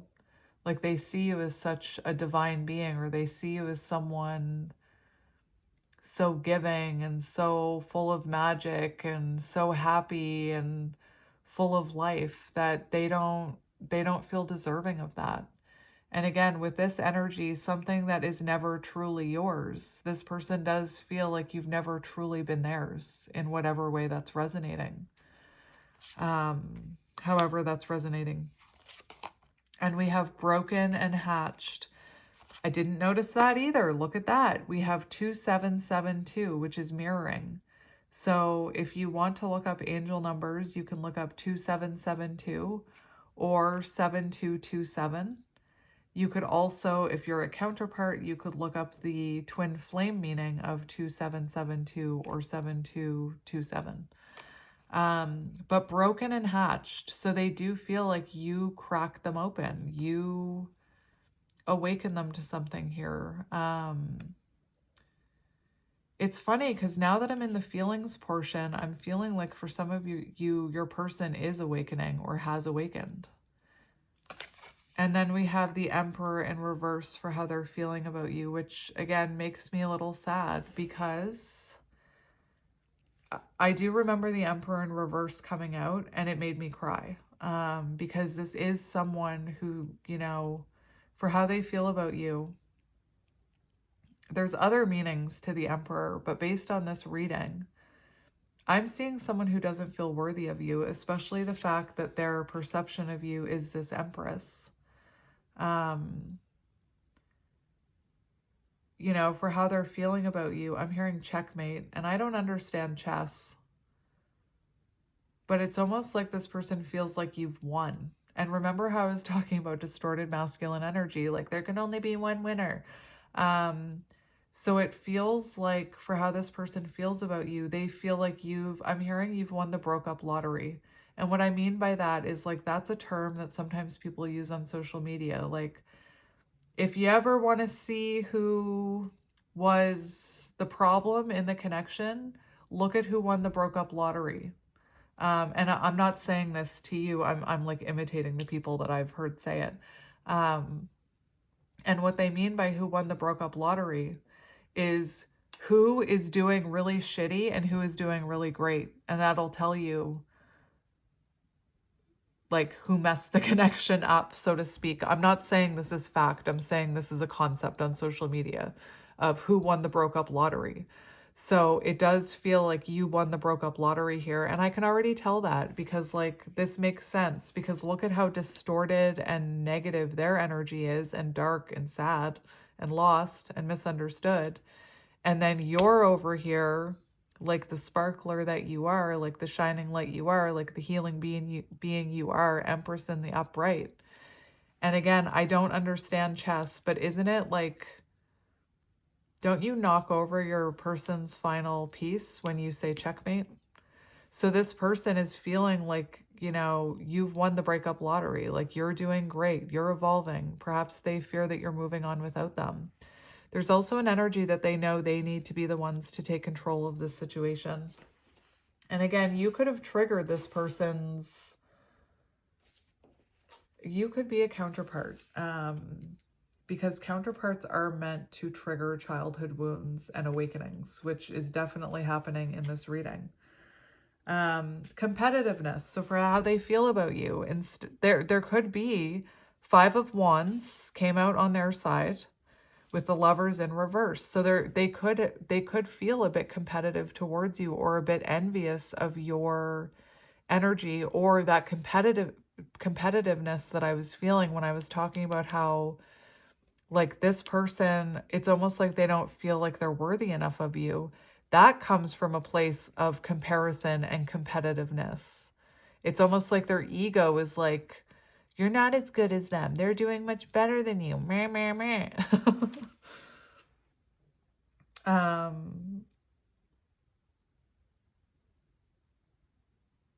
Very interesting. Your person could have father wounds with the Emperor in reverse. You could have triggered this person's father wounds, or some sort of, like, if this person, for example, if this person had an overbearing parent, or a parent who wanted to control them, and then you appeared in their life with all this love to give, they could have misinterpreted that as you trying to control them or overpower them with your love. Does that make sense? All right, so I'm feeling called to keep these. I'm feeling called to keep these 2 cards for the cover photo. So we're just going to get a few tarot cards. Like I said, we've been here for a really long time. First cut, we have Death. So I just kind of want to do a little bit of an energy check with your person with this tarot deck. Oh my gosh, what the heck? First cut, the Emperor, and we have Death. So for some of you, there's definitely, okay, all right. I know you probably can't see what just happened, but that Death card just flipped into reverse. So I just need to stop, because there's a very clear message about your person's energy, and that's fear of being this Emperor. That is fear of change, fear of leaving behind their past self, fear of healing those wounds so that they can finally free themselves. Fear of, you know, being this Emperor and taking charge of the situation. Again, that Death card just jumped in, it just kind of fell off the deck and jumped into reverse, so I want to look at it. Why am I looking at the Wheel of Fortune? Resisting change in relationship, failure to change negative emotional patterns. I mean, that sounds a little like your person, if I'm going to be honest. Fear of change, repeating negative patterns, resisting change. So I do feel like your person has been, and I'm going to put that devil, oh my gosh. You could be dealing with a Capricorn. I'm going to put that Death card into reverse because it's spit out in reverse. So it's going back in reverse. So it looks like your person is trying to find the courage to change. And I'm hearing the Serenity prayer. Or they have found the courage to change. We have the King of Wands. Interesting.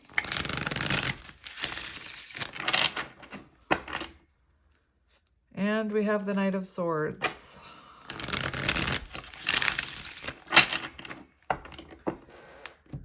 So,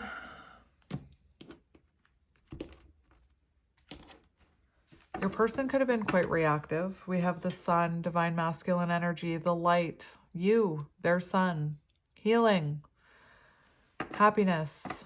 And I feel like your person we have Runner energy. So again, they didn't know what to do with your light. They didn't know what to do with your light, is what I keep hearing. And they were, look, running from healing, running from change, resisting changing emotional negative patterns, which I think is exactly what this connection was meant to trigger within them. So let's just look at them first. So show me their energy. We have the Three of Wands. That is so positive. That is so positive. That shows growth. That shows progress. So if you feel like your person is not progressing, they are. Even if they have their back turned to you, is what I'm hearing. We also see this little panda with a unicorn horn. So this person is currently tapping into their intuition. They're hearing their intuition. The The Three of Wands is also about creating a lasting foundation. So I do feel like this person is starting to work on their own foundation and they're starting this healing process. They're definitely getting little hits of inspirational advice from their higher self or little intuitive downloads, little urges to awaken with the Page of Wands. Let's get one more. Show me their energy. We have the Ten of Pentacles and the Ace of Pentacles. So listen, this is someone who is planting the seed that'll lead to long-term stability here. And for some of you, this person could be realizing that some of their instability or some of their negative emotional patterns come from family, right? With the Ten of Pentacles. So I just see your person planting this pentacle, like they've planted this pentacle of growth, which will bring long-term results here. Let's look at your energy. Show me the viewer's energy.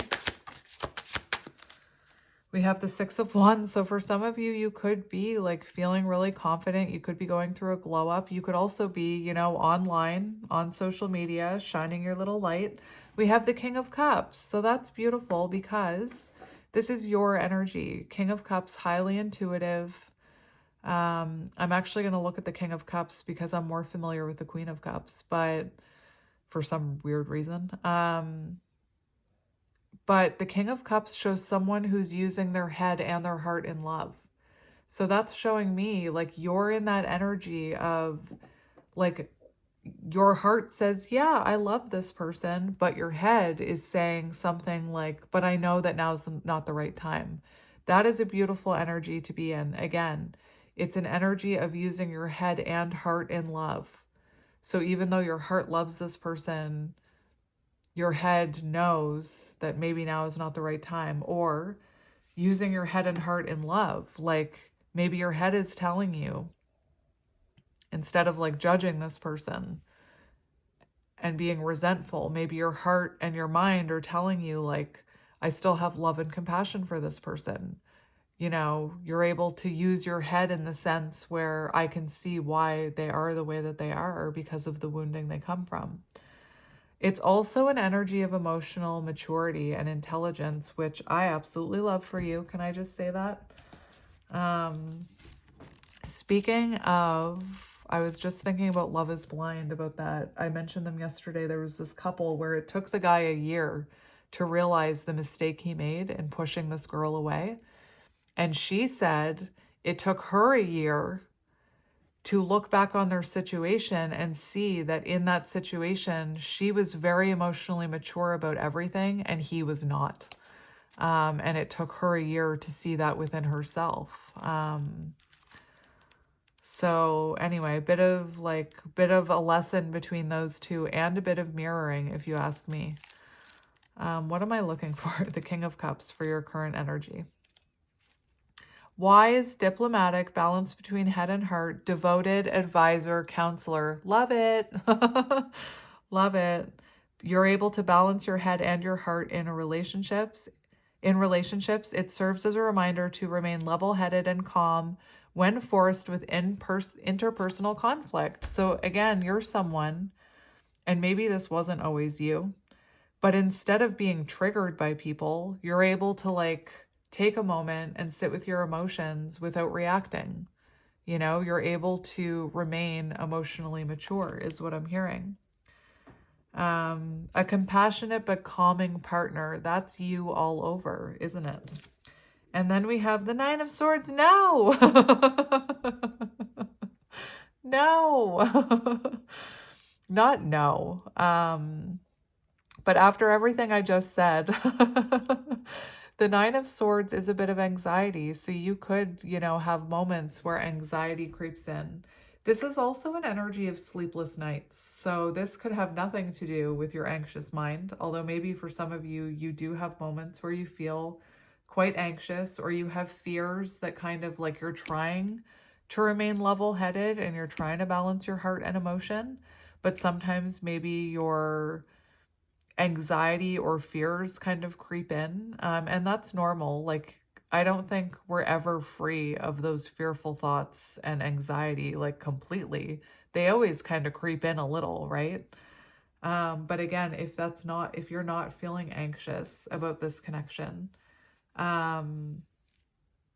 there's also something about you're having a problem sleeping right now, which makes sense based on your person. If I'm being honest, I totally see how you could be how you could be experiencing like sleepless nights because of the energy your person is in.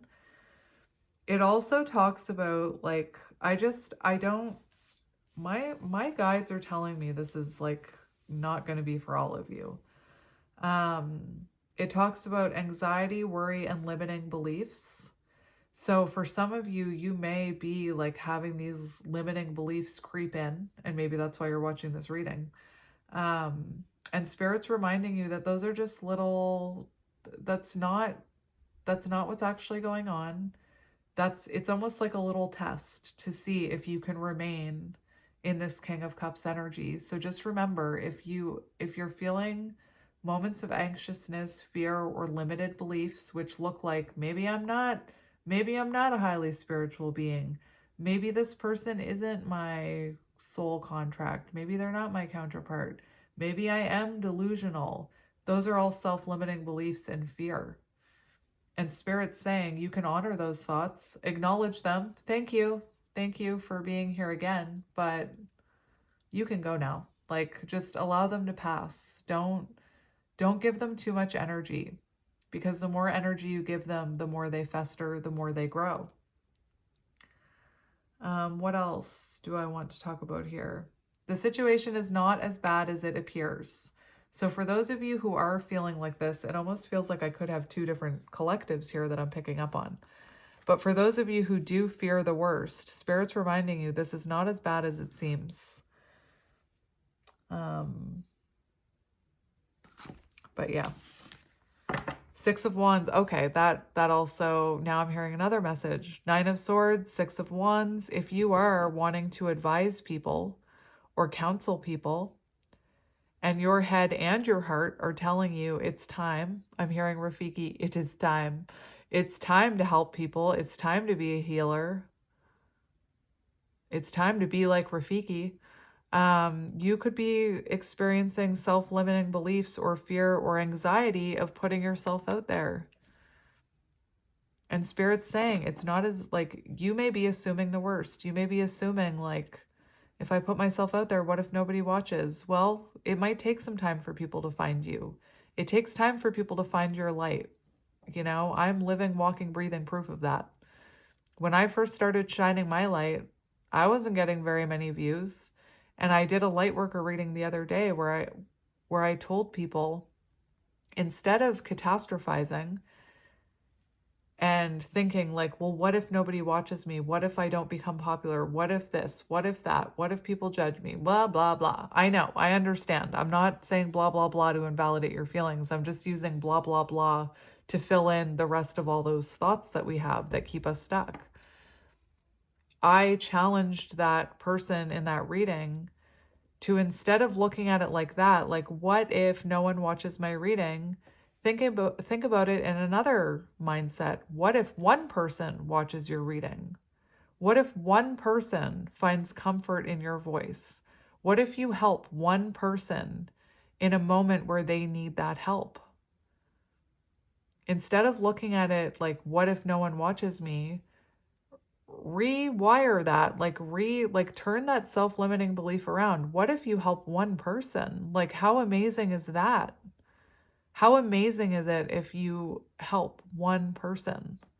And that's kind of the mentality that I suggest you have if you're thinking about doing what I do.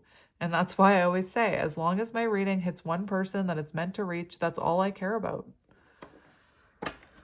All right, let's see how this person is feeling about you. We have the Four of Swords, rest and reflection and clarity.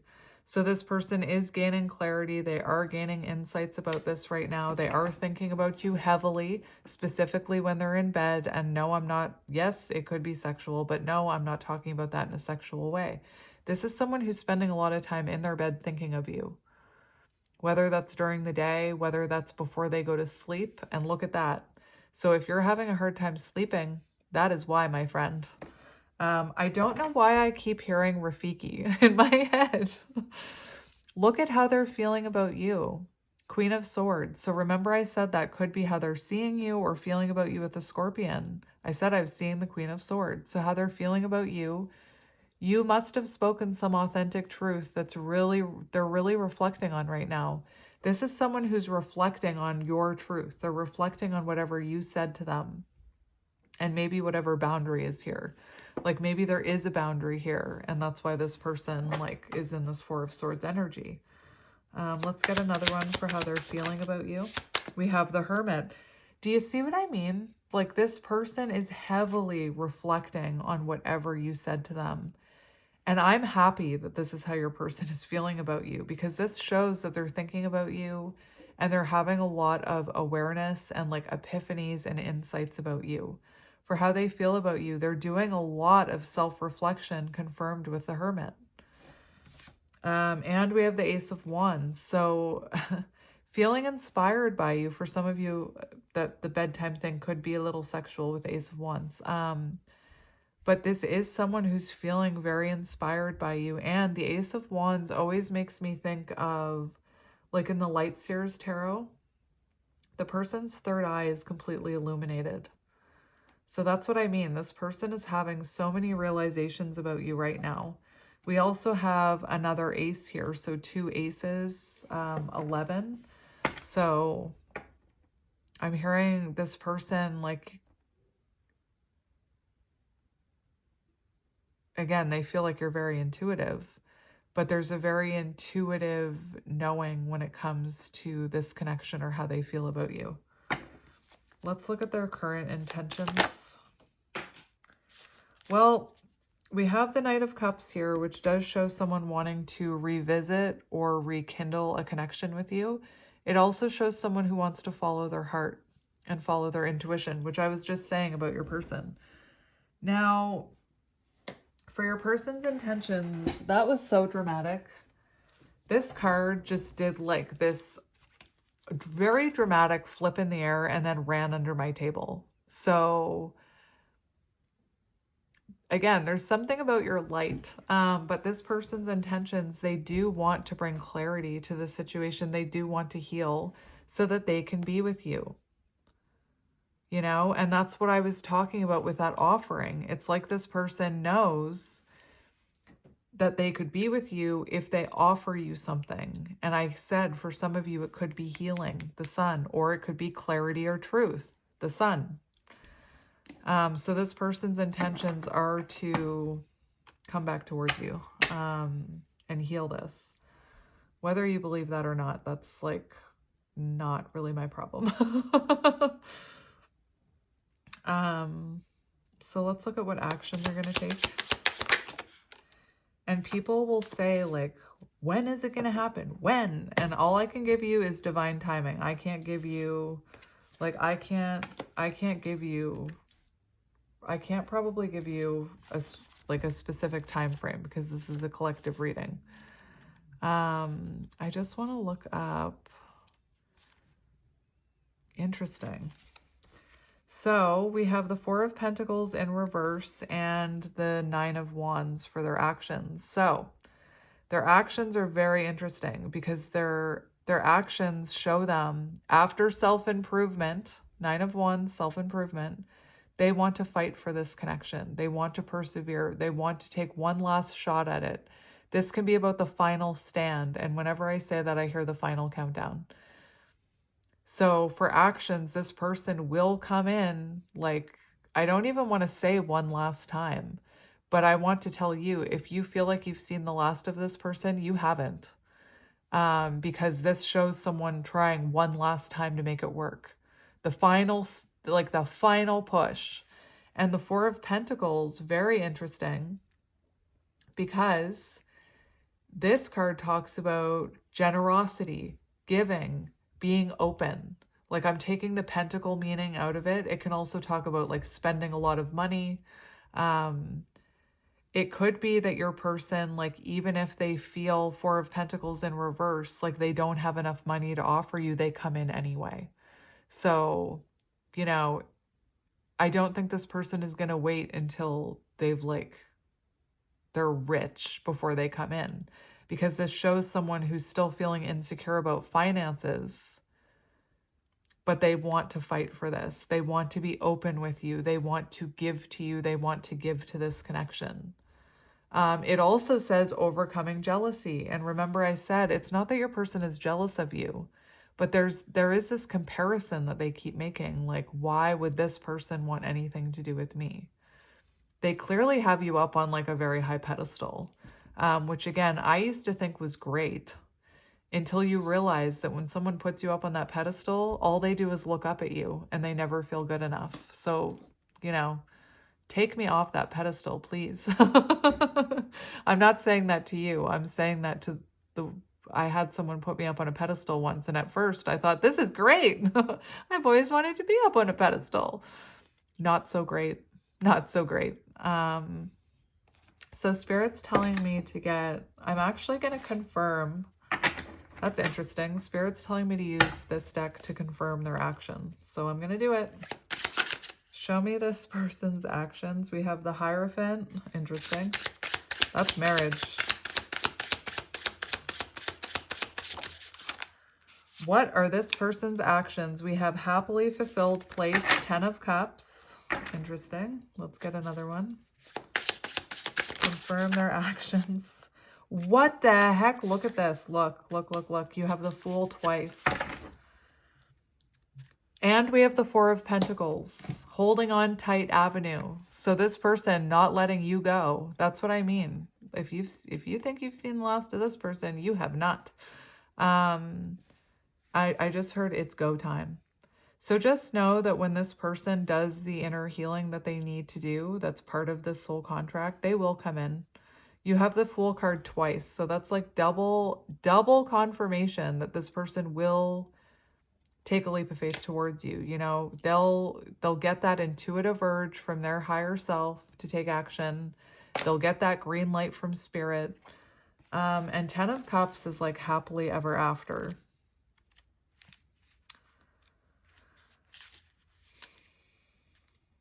Commitment, taking next step in relationship, long-term stability, lasting relationship. So those are their actions towards you. And remember what they're doing first. If they want to create a lasting foundation with you, it has to start with self. And that's what, a lot of my love readings are about healing and working on self and for you, and self-love. And that's why, because I'm hearing Lizzo, I'm ready. Oh my gosh. These two cards and creating a lasting foundation, I started to hear Lizzo's song, I'm ready. Yes, I'm ready. I'm not a singer, but I'm ready to be loved. And this person will be ready to be loved by you.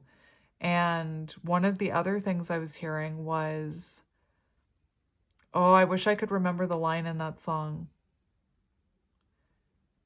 It's something about like, how am I supposed to love anyone else if I don't love myself?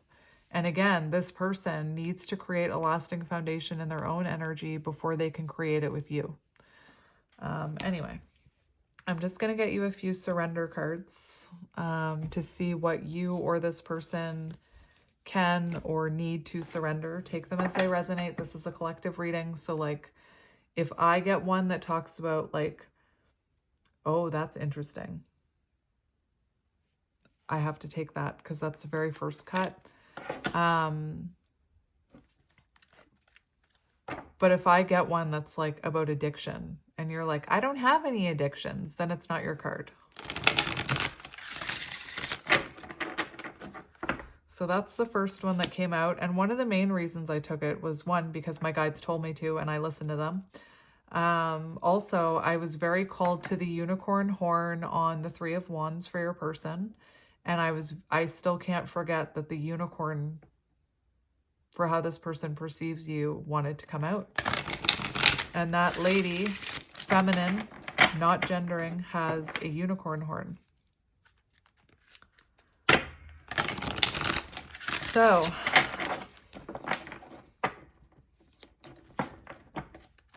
oh my gosh, let's play a game. Do you like to gamble?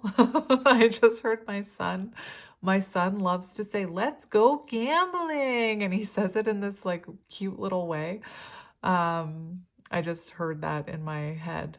But do you want to play a game? Let's guess how long this reading is. I've paused it a few times, so I have no idea how long it is, but I think it's over 2 hours. So make your guess now, except you can probably see how long it is. So that's not really, I'm playing a losing battle or a losing game, aren't I?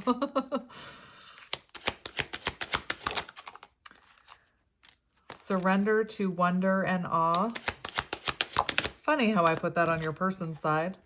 Surrender to creativity. Funny how I put that on your side. And surrender to what is. Spirit's telling me to get 2 more. Surrender to your intuition, which I believe your person is going through. And surrender your desire to control other people. And surrender resentments on the bottom. So, again, just because I put it on your side doesn't mean it has to be yours, so please don't take offense to that. Surrender your control, surrender your desire to control other people. Being over-controlling can sabotage relationships. To more effectively achieve your goals, back off, regroup, and give the situation some breathing room. So the fact that we have girl with a snake here, I'm not talking about the typical girl with a snake card that I get, but that does talk about the empath narcissist paradigm. And the fact that we have this like being over controlling. I don't even think that you were being over controlling, but this is that energy that I kept talking about, which is like if you're a healer, it's like we want to help people, but we can't control their healing. We can't make them heal. The only thing we can do is let them have room to heal and grow and make those realizations themselves. We have surrender to creativity. Let your imagination soar. Stay open to all creative ideas about how to pursue a dream or solve a problem. On your person's side, again, doesn't have to be your person's message.